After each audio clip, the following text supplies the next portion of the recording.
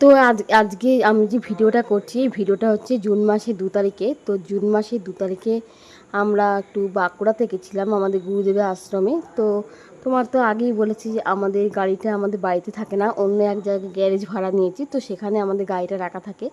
কেননা বাড়িতে যেহেতু বাইক স্কুটি রাখা থাকে, তো সেই জন্য অন্য জায়গায় গাড়িটা রাখা থাকে। তো আমরা গাড়ি নিয়ে তো বেরিয়ে পড়েছি। আমরা সময় সুযোগ পেলেই আমরা সব সময় আশ্রমে চলে আসি। আর এই যে জায়গাটাতে যাচ্ছি আমরা, এইটা হচ্ছে আমাদের দুর্গাপুর ব্যারেজ। যারা দুর্গাপুর থাকো বা অনেকেই চেনো জায়গাটা, এখানটা যে গাড়িতে যাচ্ছি এখানে কিন্তু সবসময় জলে ভর্তি থাকে, কিন্তু ব্যারেজে যেহেতু কাজ চলছে সেই জন্য এইখানে কি অদ্ভুতভাবে দেখো, মানে এত যেখানে জলে ভর্তি থাকে সেখানে থেকে জল সরিয়ে এখন গাড়ি যাতায়াতের জন্য ব্যবস্থা করে দিয়েছে। তারপরে তো ব্যারেজ তৈরি হয়ে গেলে আবার তো নিয়ম মেনেই তো যেখান দিয়ে গাড়ি যায় সেখান দিয়ে যাবে। মানে যেখানে একসময় জলে ভর্তি থাকে সেখান দিয়ে গাড়ি যাচ্ছে, মানে ভাবা যাচ্ছে না। যাই হোক, তো আমরা আশ্রমে চলে এসেছি। আমাদের আশ্রমটা হচ্ছে বাঁকুড়া কুস্থলিয়ায়। তো আমি অনেক দিন হলো আমার দীক্ষা নেওয়া হয়ে গেছে, অনেক দিন কি অনেক বছর হয়ে গেছে। তো আমরা সুযোগ পেলে এখানে চলে আসি, কারণ আমাদের খুব ভালো লাগে এই জায়গাটা আসতে।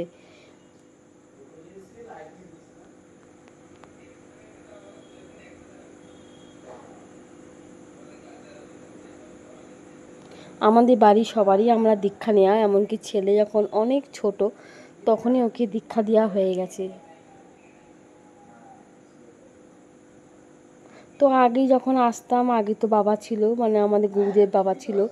যা প্রবলেম, যা কিছু মনের ইচ্ছা সব কিছুই বলা হতো, অনেক ফলও সব কিছুই যাই বলা হতো সব কিছুই বাবা যা বলতো, গুরুদেব বাবা যা বলতো সবই ঠিক হতো। তো এখন তো আর মানে আমাদের গুরুদেব বাবা উনি নেই, তো আর কি করা যাবে, কিন্তু তাও আসি। এখানে সবার ব্যবহার এত ভালো, আমরা এখনও আসি। তো সেখানে আর এই যে আমরা প্রসাদ খেতে বসে গেছি, এখানে তো আশ্রম মানেই তো নিরামিষ খাওয়া দাওয়া হয়, সেই খাওয়াটাও খুব ভালো লাগে আমাদের।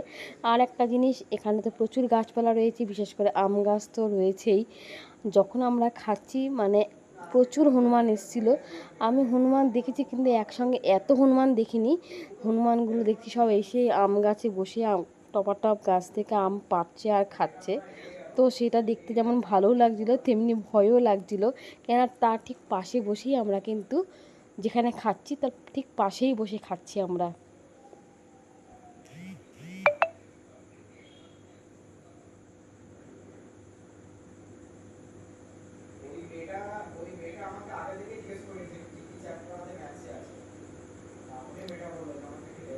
এখানে সব কিছু নিরামিষ খাওয়া দাওয়াই হয়।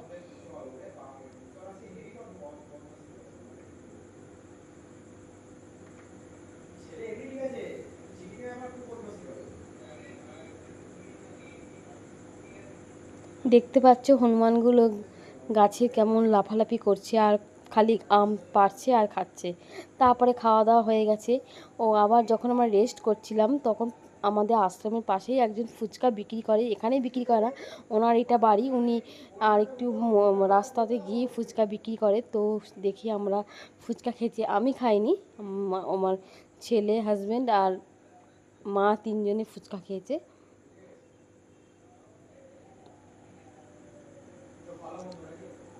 ভালো করে, এখানেও ফুচকাটা খুব ভালো করে। তারপরে আমাদের যিনি আশ্রমে দায়িত্বে আছে তিনি আসলে তার সঙ্গে কিছুক্ষণ কথাবার্তা বলে তার সঙ্গে কথা বলার জন্য ওয়েট করছিলাম। কেন এখন তো বাবা নেই, মানে আমাদের গুরুদেব বাবা নেই। তো এখন আমরা যখন যা আমাদের মনের কথা সেটা আমাদের যে আশ্রমে দায়িত্বে আছে তার সঙ্গে বলি। তো বাড়িতে এসেও আর কিছু রান্না করিনি, ধোসা, দই বড়া এইগুলি নিয়ে এসেছিলাম। তো ভিডিওটা আমি এখানে শেষ করছি।